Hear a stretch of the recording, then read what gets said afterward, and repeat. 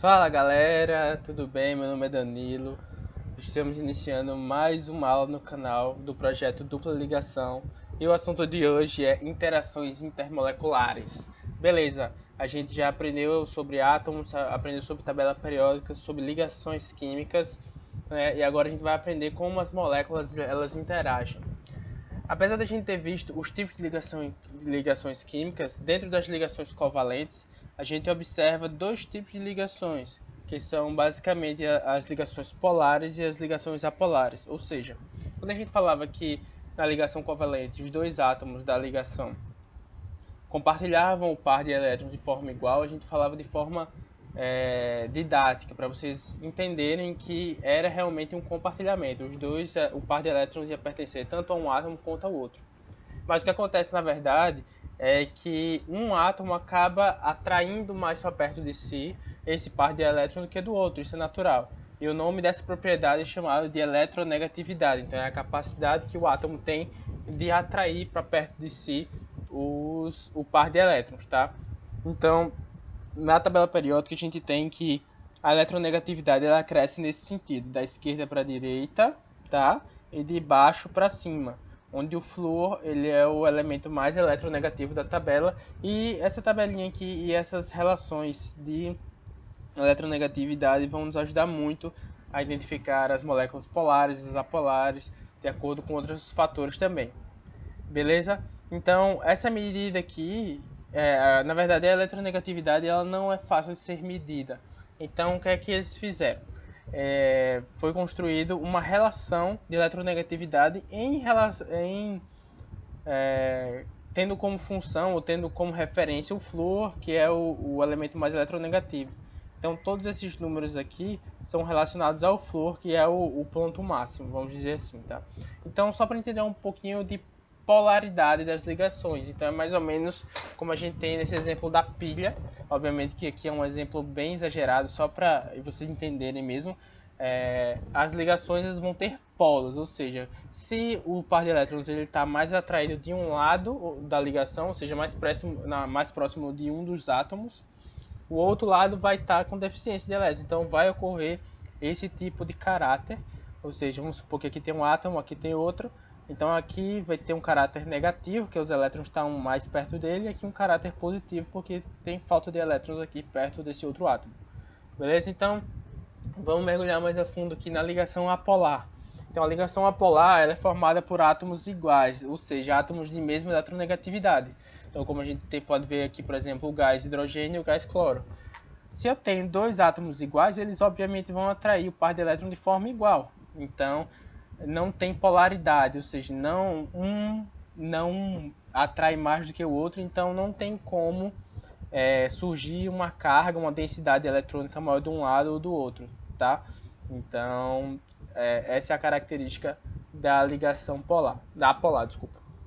Na ligação polar, ela é uma ligação covalente formada por átomos diferentes, ou seja, tem dois átomos que têm eletronegatividades diferentes. Então a gente pode ver aqui que no caso aqui do ácido clorídrico, HCl, o cloro ele é muito mais eletronegativo do que o hidrogênio, então ele acaba atraindo para perto de si o par de elétrons, formando uma carga parcial, ou seja, o cloro ele fica com uma carga parcial negativa, enquanto o hidrogênio fica com uma carga parcial positiva.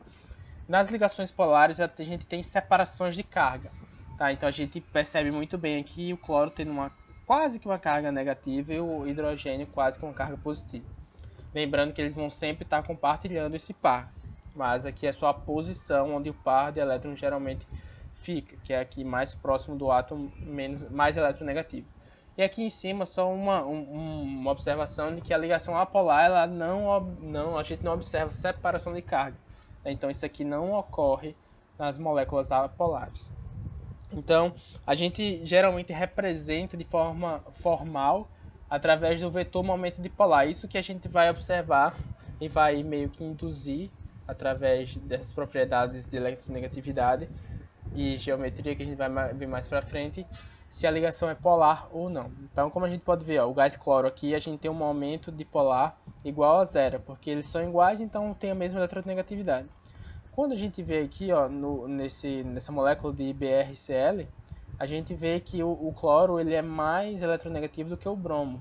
Então a gente tem um perfil de cargas. Então o cloro acaba adquirindo uma carga parcial negativa e o bromo uma carga parcial positiva, tendo um vetor momento dipolar diferente de zero. Então sempre que o vetor momento dipolar for diferente de zero, temos uma ligação polar, do mesmo jeito aqui no ácido clorídrico. Então quando a gente bota isso numa escala, a gente vê que o menor vetor momento dipolar é o do gás cloro, porque é zero, né, a molécula polar. Aqui a gente tem uma diferença menor, tá? A diferença de eletronegatividade do cloro e do bromo é menor do que do cloro e do hidrogênio. Então o maior vetor momento dipolar é dessa molécula aqui, tá? Então ela é mais polar do que essa, beleza? Vamos seguindo. Entendendo as ligações, a polaridade das ligações, a gente vai para a polaridade das moléculas, caminhando sempre para um entendimento para a gente chegar lá como as moléculas se relacionam, beleza? Lá no final. Então, as moléculas apolares ela tem centro de cargas positivas igual ao centro de cargas negativas. Então, ela não existe extremidade na molécula mais positiva ou mais negativa, beleza? Nas ligações, nas moléculas polares, elas apresentam separação de carga sim, ou seja, em uma parte da molécula vai ter mais densidade de carga negativa e no outro lugar da molécula vai ter mais densidade de carga positiva. Então, a gente, nas moléculas polares, ela tem uma característica chamada momento dipolar, que é o quão as moléculas conseguem se alinhar a um campo elétrico. Então, essa medida desse alinhamento é chamada de momento dipolar, o que revela para a gente uma medida de quão polar é a molécula. Beleza? Em moléculas diatômicas, como é que funciona a polaridade? A polaridade é determinada pela ligação dos átomos. Então, se eu só tenho dois átomos, a gente sabe que átomos iguais ligados não têm polaridade, porque eles têm a mesma eletronegatividade no caso do gás cloro. Em átomos diferentes, sendo átomos diferentes, temos uma molécula polar, ou seja, moléculas diatômicas são aquelas que só tem dois átomos. Obviamente, se a ligação aqui é polar, a molécula é polar. Se a ligação aqui é apolar, a molécula é apolar. Com moléculas com mais de dois átomos, então aí a gente já fica um pouquinho mais complicado, porque a polaridade depende tanto das ligações dos átomos da molécula, quanto da geometria da molécula. A gente vai entender um pouquinho agora. Então, a determinação do momento dipolar da molécula através dos vetores de momento dipolar das ligações. Então, quando o momento dipolar resultante for igual a zero, a molécula é apolar. Se ele for diferente de zero, a gente tem uma molécula polar, como a gente vai ver agora aqui. Vamos lá. Então, a gente tem o gás carbônico, CO2. Então, a gente tem átomos diferentes. Então, temos ligações polares. Mas observem que, apesar de nós termos ligações polares, nós temos uma molécula apolar. Por quê? Porque como o oxigênio é mais eletronegativo do que o carbono, então ele tende a puxar para perto de si o par de elétrons. No entanto, tem outro oxigênio do outro lado fazendo a mesma coisa. Então eles têm vetores de momento dipolar na mesma direção, mas em sentidos opostos. Então, vamos supor que é um cabo de guerra. Eu tenho uma pessoa puxando de um lado e outra pessoa igual, um clone, puxando do outro. Então, o que está aqui no meio não sai do canto. Então, a força aqui acaba sendo zero.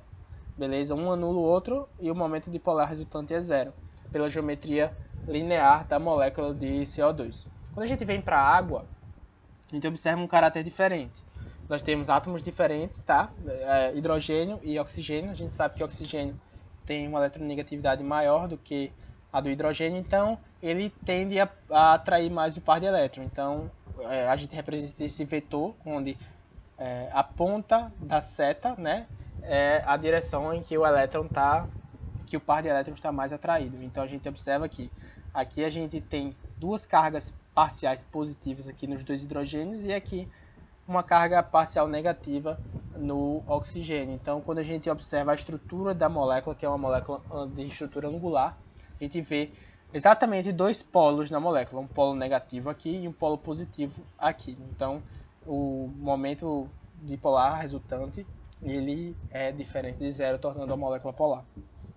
Na molécula do ácido cianídrico, HCN, vamos observar do mesmo jeito.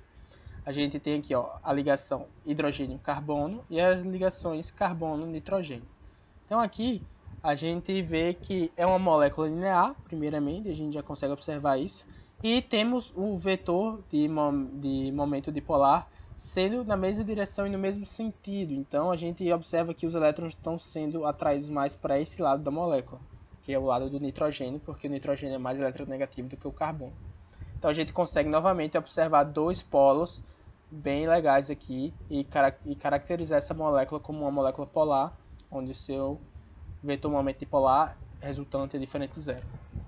Na molécula do BF3, a gente tem outra situação. Temos 3 ligações polares, são ligações entre átomos diferentes, onde o flúor é o átomo mais eletronegativo, mas vamos observar que cada um está puxando seu par de elétron para próximo de si. Então a gente tem dois vetores, quer dizer, a gente tem 3 vetores, né, saindo do boro para o flúor, tá, em cada uma das ligações, com ângulos iguais de 120 graus. Então, se a gente decompor esses dois vetores, a gente observa que tem um vetor para cima e um vetor para baixo. Então, volta aquela mesma história do cabo de guerra.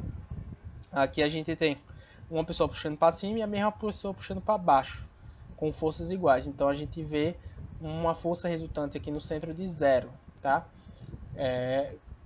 Uma molécula apolar, pois o seu vetor momento dipolar resultante é igual a zero. Beleza? Vamos seguindo para a molécula de amônia, NH3. Então, aqui a gente percebe novamente nitrogênio atraindo o par de elétrons das ligações aqui com os hidrogênios para si, fazendo essa polaridade na molécula, em que aqui temos um polo positivo da molécula e aqui o polo negativo, tornando a molécula polar. Tá? Essa aqui é a estrutura de Lewis que a gente já viu, aqui representando as cargas parciais.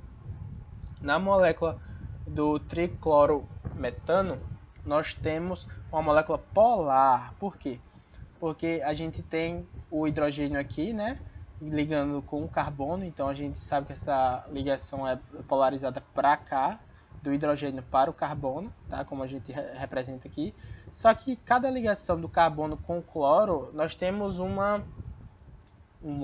vetor momento dipolar saindo do carbono indo para o cloro, porque o cloro é mais eletronegativo. Então a gente vê que é um vetor só de momento dipolar de cima para baixo. Tá? Se a gente decompor esses vetores no eixo, chamado de eixo Y aqui, a gente vê que todos eles estão apontando para baixo, somando com esse vetor aqui do hidrogênio, então a gente tem uma molécula polar. No CF4, tetrafluorometano, acho que é isso. Nós temos também uma molécula apolar, porque novamente, como o exemplo anterior aqui do BF3, tá? Cada flúor puxa para um lado. Então a gente tem que, quando a gente decompõe todos esses vetores, a gente tem um vetor resultante para baixo e um para cima. Então a gente está vendo que eles acabam se anulando, fazendo uma molécula apolar. Desculpa. As moléculas, a polaridade das moléculas orgânicas, a gente tem que tomar um pouquinho de cuidado, tá? Então, as moléculas orgânicas que são formadas apenas por carbono e hidrogênio, ou seja, os hidrocarbonetos, eles são sempre apolares, tá? Então, sempre ligações de carbono, hidrogênio, carbono, hidrogênio, carbono, carbono, então tem a natureza apolar pela geometria das moléculas, das ligações, né? E pela eletronegatividade do carbono, que está sempre ligado a outros carbonos, enfim. Mas, em moléculas formadas por carbono e hidrogênio, mas apresentam oxigênio, são classificadas como polares. No entanto, como a característica apolar da molécula deve prevalecer, é possível classificar a parte apolar e a parte polar da estrutura, como a gente vê aqui. Em suma, a gente vê que quando temos uma molécula, isso aqui é um ácido carboxílico, tá? Essa é a forma abreviada. Essa é a parte polar de toda essa molécula, ou seja, a gente tem oxigênios aqui, então a gente tem uma diferença de eletronegatividade considerável, que a gente pode ver uma polaridade aqui, uma concentração maior de elétrons aqui, enquanto aqui é a parte mais apolar da estrutura, beleza? Então, quando a gente vê esse tipo de situação, a gente tem que tomar muito cuidado, porque quanto maior essa cadeia apolar aqui, menos polar a molécula toda fica. Então isso tem impactos em várias propriedades dela, como solubilidade, como polarizabilidade, enfim, tem outras implicações, certo? A gente vai ver mais direitinho para frente com exemplos. Então, atrações intermoleculares. Então agora a gente entendeu como são as moléculas, como existe distribuição de carga ou não nas moléculas, e isso afeta diretamente como as moléculas se relacionam entre si e com outras moléculas também. Então as interações intermoleculares elas são responsáveis por diversos fenômenos, tá, que norteiam principalmente os estados físicos da matéria em relação à temperatura. Desculpa. Ou seja, estado sólido, estado líquido, estado gasoso, tudo isso é influenciado pelo tipo de interação intermolecular das substâncias, das moléculas, tá? Se no caso de uma substância assim pura e no caso de uma substância de uma amostra composta com várias moléculas diferentes, a interação entre elas determina e influencia muito no ponto de fusão, ponto de ebulição e suas temperaturas. Tá? Então, porque todos os metais, com exceção do mercúrio, são sólidos em temperatura ambiente? Vocês têm ideia? Então, a gente observa nos metais que eles têm, como a gente viu na última aula, a teoria, as ligações metálicas, né? Os elétrons eles ficam deslocalizados. Então, ali tem uma fortíssima atração intermolecular. Tá? As moléculas dos metais elas ficam meio que grudadas por causa desse mar de elétrons deslocalizados. Então, eles têm essa característica de estados sólidos e tem um ponto de fusão altíssimo, tá? Então, 800, 1000 graus, enfim. O que acontece quando ocorre uma mudança no estado físico também está diretamente associado às atrações e às interações intermoleculares. Então, quando a gente tem um material, uma substância no estado sólido, ela tem um certo grau de interação intermolecular. Quando a gente injeta energia nessa substância, nesse corpo, né, a gente aumenta a temperatura, então algumas interações moleculares elas são rompidas, elas deixam de existir um pouco, quer dizer, elas existem numa magnitude menor, por isso que ele sai do estado sólido para o estado líquido. E quando a gente mete mais calor ainda, mais temperatura, mais energia, aí no estado gasoso essas interações moleculares praticamente não existem, tá? Por isso que o material ele sai do estado líquido para o estado gasoso. Então a gente pode classificar as interações intermoleculares de três tipos: a atração de dipolo permanente, as ligações de hidrogênio ou as atrações de dipolo induzido. Ó, a gente pode chamar também o dipolo permanente e o dipolo induzido como forças de Van der Waals, mas esse tipo de nomenclatura é mais utilizado para falar de dipolo induzido, apesar de que o dipolo induzido pode ser chamado mais atualmente como forças de dispersão de London, a gente vai ver bem direitinho agora, tá? Então as atrações dipolo permanente ou dipolo-dipolo elas ocorrem entre moléculas polares, ou seja, quando a gente fala dipolo, o nome já nos dá uma dica, porque dipolo, dois polos, então polo com polo. Se eu tenho, por exemplo, uma pilha, a pilha tem um polo positivo e um polo negativo. Se a gente, vamos supor que fosse um ímã ele atrai sempre o lado oposto, né? O positivo atrai o negativo e o negativo atrai o positivo, enfim. Daqui da mesma forma, acontece em moléculas polares, que tem essa polaridade, esse dipolo muito bem resolvido, como aqui na molécula da HCl. Aqui temos o polo negativo e aqui o polo positivo. Então essa interação é entre as moléculas, tá? O polo negativo de uma interage com o polo positivo da outra e vice-versa durante toda a substância, tá? Então essa é uma interação forte, é uma interação elétrica forte e causa diversos tipos de consequências nas propriedades das substâncias. Por exemplo, os sais. A gente vê sal de cozinha, cloreto de sódio. Eles têm uma estrutura cristalina de atrações. Então é uma atração de polo permanente, ou seja, um íon sódio junto com o íon cloreto, eles estão muito grudados. Eles se atraem muito, porque são ali cargas opostas na hora. Então eles são sólidos. Então, para você torná-los líquidos, você tem que botar muito, mas muito calor para poder romper essas atrações entre as moléculas, que é muito forte. Beleza? Então, ligações ou pontos de hidrogênio. Essas ligações são muito famosas. Então, é um caso especial da atração dipolo permanente, por quê? Então, elas ocorrem quando eu tenho um hidrogênio, está ligado ao flúor, oxigênio ou nitrogênio. Não é à toa, gente. Quando o hidrogênio está ligado a esses elementos, eles são os mais eletronegativos da tabela periódica. Então, o hidrogênio só tem um eletrãozinho. Então, quando ele está formada essa ligação, está sendo compartilhado com um desses 3 átomos.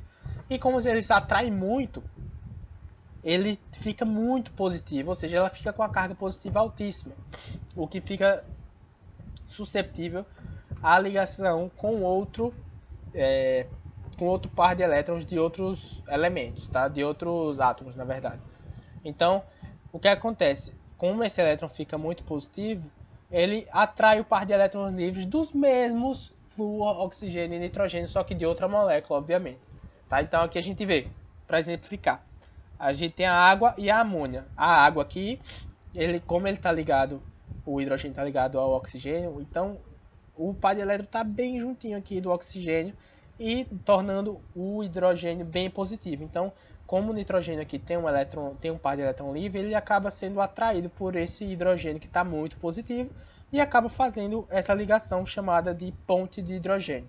Então, só para a gente fazer um link lá com acho que foi a última aula. Então, essa aqui é uma ligação dativa, tá, gente? Lembrem, é uma ligação covalente dativa, porque o nitrogênio aqui já estava estabilizado com suas 3 ligaçõezinhas e o seu par de elétrons não ligantes, não compartilhados, estavam aqui de boa. E aí, opa, tem um hidrogênio positivo aqui, vamos lá buscar ele. E aí forma essa ligação. Então, essas são as interações entre água e amônia. Na acetona, do mesmo jeito, tá?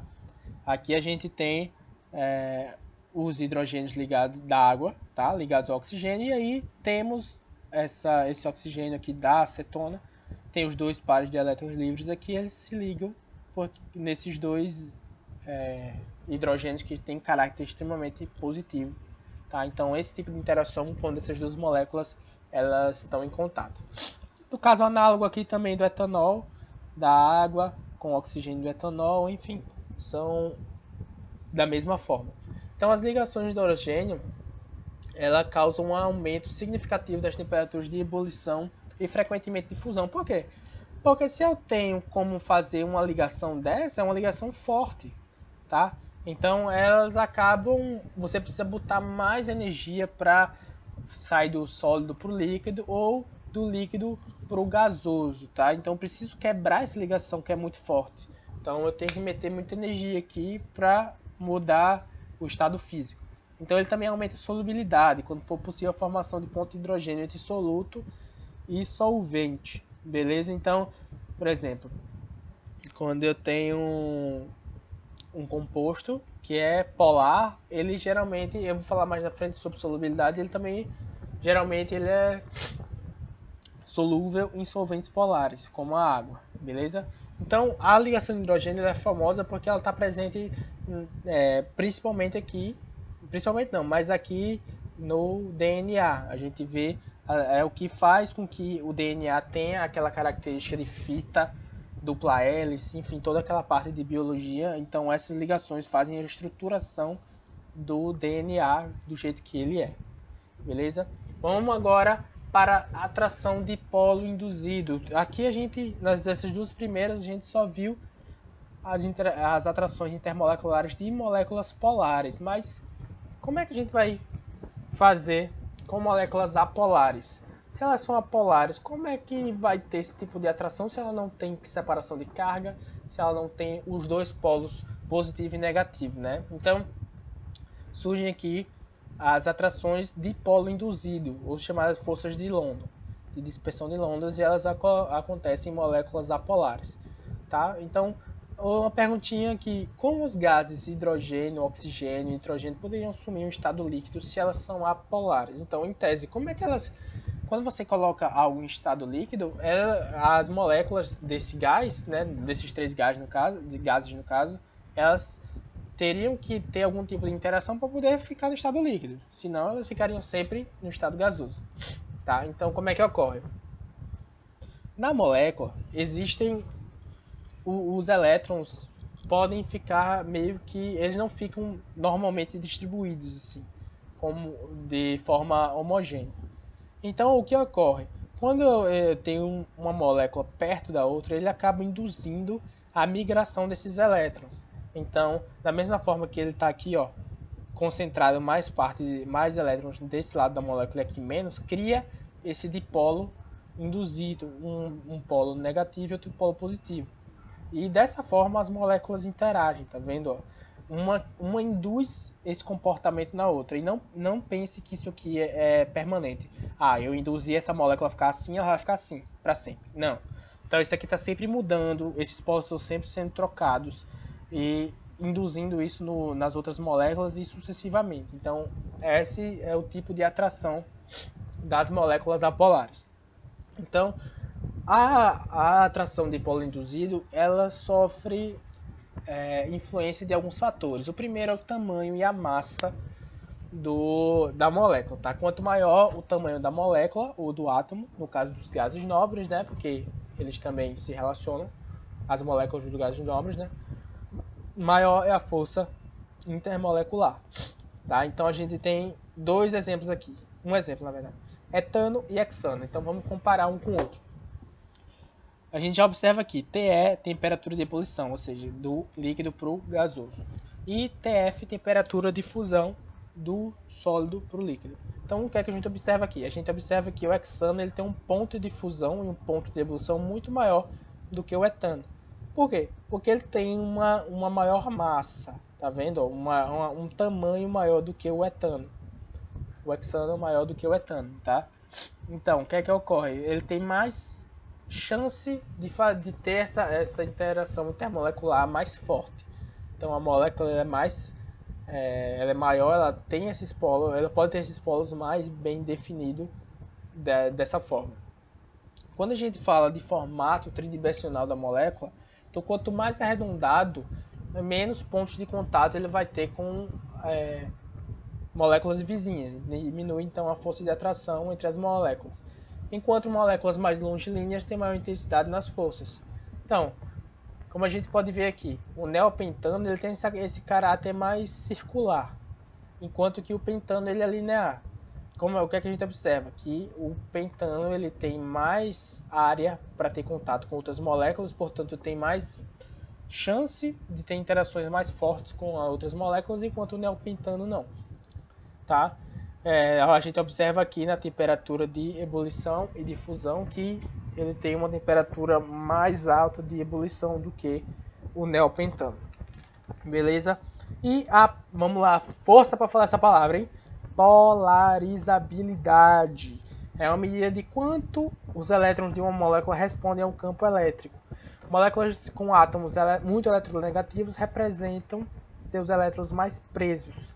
Neste caso, a baixa interação de polo induzido. Então, se a gente tem, por exemplo, aqui no tetrafluorcarbono, tá? A gente tem 4 flúors. Então, esses flúors o flúor é o elemento mais eletronegativo da tabela periódica. Então, ele está extremamente preso aqui, perto do átomo de flúor, tá? Cada um desses pares. Então, fica difícil você induzir um dipolo induzido em moléculas que têm essa característica, porque o elétron ele não consegue se mover para formar aqueles polos induzidos, né? Polo positivo e polo negativo na mesma molécula. Então, ele apresenta um ponto de ebulição baixíssimo e de fusão também. Enquanto que o propano ele tem essa maleabilidade maior dos elétrons, ele tem uma temperatura de ebulição bem maior do que o tetrafluorcarbono, beleza? Vamos lá. Sempre as atrações, né, do tipo de polo induzido sempre presentes mesmo que não seja a forma predominante. Então, como a gente vê na água, apesar dela ter as suas pontes de hidrogênio, né, a gente tem também atrações de dipolo induzido em todas as moléculas, tá? Mas em um álcool de 10 carbono, as forças de London têm papel mais importante do que as forças de hidrogênio. O que é que ele quer falar com isso? Então, como ele tem um caráter apolar enorme, então a ponta polar dele, que é gerar um álcool, né, o oxigênio que tem na ponta, ele não consegue, a força intermolecular dele através das pontes de hidrogênio não é tão forte quanto as atrações de dipolo induzido, né? Porque é um átomo, é um elétron, eita, misturei foi tudo. É uma molécula com 10 carbonos, uma molécula grande que tem uma parte apolar enorme. Então acaba predominando esse tipo de força.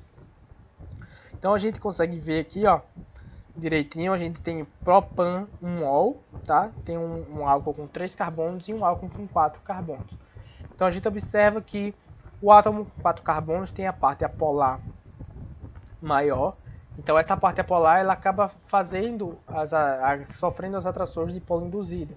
Então ele fica, essa característica da molécula sendo maior, ele prova que através do ponto de ebulição, ó, sendo maior, tá, do que o propan 1-ol, e justamente por ter mais carbonos tem mais propensão a fazer essa atração de dipolo induzido, onde nas duas moléculas ocorre também ligação de hidrogênio, tá? Então esse carbono a mais aqui está fazendo essa diferença, ou seja, eles conseguem se atrair mais, sendo necessário você colocar mais energia, mais força, mais temperatura para fazer a mudança de estado aqui.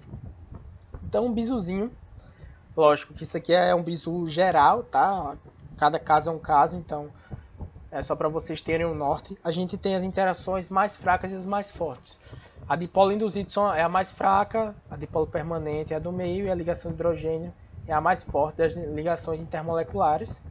E as interações atômicas, a gente tem a ligação covalente, sendo a mais fraca, a ligação metálica e a mais forte, sendo a ligação iônica, aquela ligação bem eletrostática, com atração de cargas propriamente dito. E aí a gente entra num assunto em que como as interações intermoleculares elas afetam as propriedades físicas das substâncias, como eu falei anteriormente. Então vamos primeiro para a primeira propriedade, que é a solubilidade. Então vamos atenção para esse bisu. Semelhante dissolve semelhante. Isso é uma regra básica, tá? Obviamente que tem graus e graus e tem particularidades, mas essa regra é muito válida. Tá? Então, atenção nos compostos orgânicos em moléculas de grupo hidrofílico, que tem afinidade com a água, ou seja, polar. Tá? Quanto maior a cadeia carbônica polar da molécula, mais difícil a solubilidade em solventes polares. Por quê? A gente vê aqui, decanol. Ele tem 10 carbonos, então a parte hidrofóbica, a polar, ela é enorme, enquanto a parte hidrofílica é só o OHzinho aqui do álcool. Tá? Então, ela provavelmente deve ser pouco solúvel em água, tá? Tem uma solubilidade limitada, apesar de ser classificada como polar. Tá? Então, quanto maior essa cadeia aqui, mais a molécula vai ser insolúvel em solventes polares. Beleza? Como a gente pode ver aqui, o semelhante dissolve semelhante porque tem o mesmo tipo de interação. Então, em moléculas polares, aqui, como o caso da água, ela consegue fazer ligações de hidrogênio com outras moléculas polares também. E no caso de moléculas apolares, elas se dissolvem uma na outra, né, pelo tipo de interação que é do dipolo induzido. Tá? Quanto maior a cadeia carbônica, maior a solubilidade em compostos apolares. Então, o sabão. O sabão é um caso interessante, por quê? Porque ele é feito a partir da hidrólise do glicerídeo, tá? Então, ele tem uma cadeia apolar, ou seja, uma cadeia hidrofóbica, e uma cadeia e uma parte hidrofílica, que é a cabeça polar, que a gente chama. Então, por que o sabão ele consegue remover tudo isso? Porque ele consegue remover gorduras, ou seja, substâncias apolares orgânicas, através da interação de dipolo induzido com essa parte da cadeia. E também substâncias polares, a partir da interação com essa cabeça aqui, que é chamada de cabeça polar, tá? Que é com essa aqui que é justamente iônica, inclusive, né? Outro exemplo é o detergente. Então, ele segue o mesmo princípio, só que ele é desculpa, ele é originado de sais de ácido sulfônico, tá? De cadeia grande. Então, isso aqui é toda a cadeia carbônica, até a parte apolar. E aqui é o sal do ácido sulfônico, tá? Novamente, essa parte é a parte polar, tá? Como a gente está representado aqui, essa parte é polar, que interage com gorduras e moléculas apolares. E essa parte polar hidrofílica, que interage tanto com a água quanto com substâncias polares. Então isso aqui é uma micela, tá? De quando o detergente ele cai na água, é formado esse tipo de micela, onde a gordura e as substâncias apolares elas são removidas com a interação com a parte apolar da molécula, que é essa caudazinha aqui que fica para dentro da micela, enquanto as cabeças, né, polares interagem com a água. Então ele meio que isola essa parte de dentro que é hidrofóbica, tá? É apolar, orgânica, enquanto a parte hidrofílica, a parte polar, ela fica por fora em contato com a água. Beleza? Condução da corrente elétrica. Então na física, corrente elétrica é o fluxo ordenado de partículas portadoras de carga. Corpos que não apresentam resistência à passagem da corrente elétrica são chamados de condutores.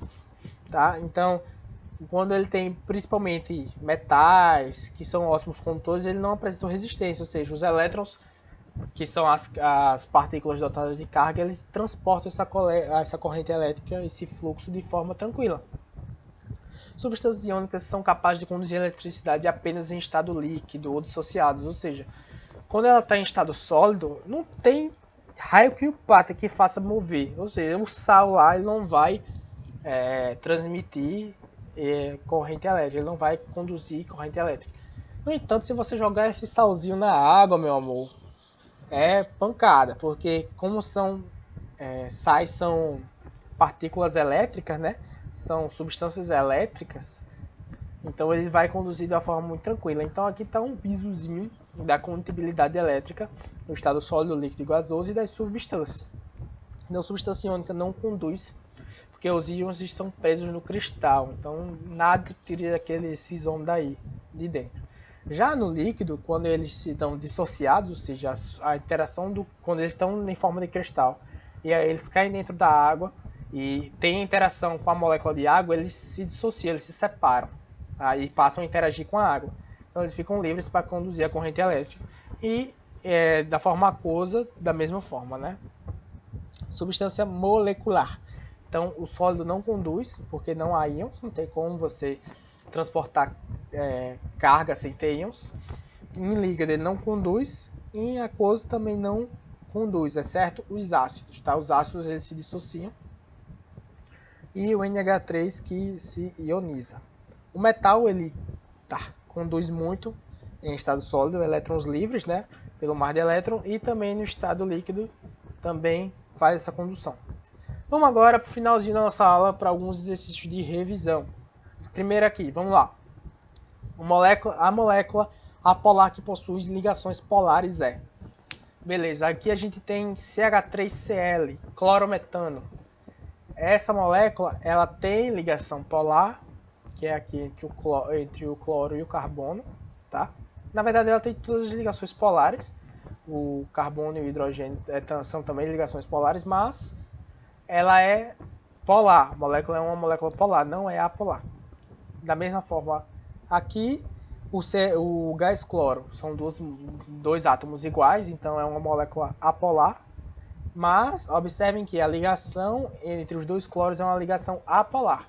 E na questão ele pede a molécula apolar que possui ligação polar, ou seja, o tetraclorocarbono, acho que é esse o nome dessa substância, tem as 4 ligações polares entre cloro e carbono, mas é uma molécula apolar, porque o vetor momento dipolar resultante é igual a zero, porque vamos supor que esse tipo aqui de geometria. Então cada um puxa para um lado, tendo o vetor resultante se anulando e fazendo com que essa molécula seja apolar.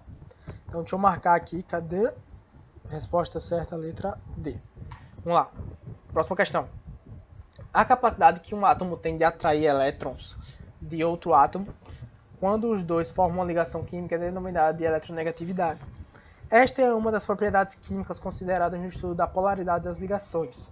Assinale a opção que representa corretamente os compostos água, ácido sulfídrico e H2SE, né, com selênio, em ordem crescente de polaridade, ou seja, do menor para o menor, do menor para o maior. Então vamos observar aqui. Temos o oxigênio, o enxofre e o selênio, todos eles ligados a 2 hidrogênios. Então a gente vai perceber qual é o mais polar, né, a partir das eletronegatividades desses elementos. Então vamos lá em cima no primeiro slide, no segundo slide, em que a gente falou da eletronegatividade dos elementos. Então a gente vê, ó, esse aqui é o oxigênio é o mais eletronegativo, o enxofre o segundo e o selênio o terceiro, tá? 3,5, 2,5 e 2,4. Então vamos voltar lá.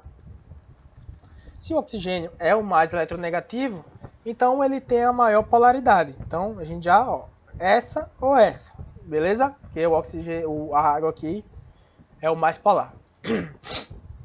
O enxofre, ele é o segundo mais polar. Então vamos observar aqui, essa aqui, ó. O enxofre ele é o segundo e o selênio é o terceiro. Por quê?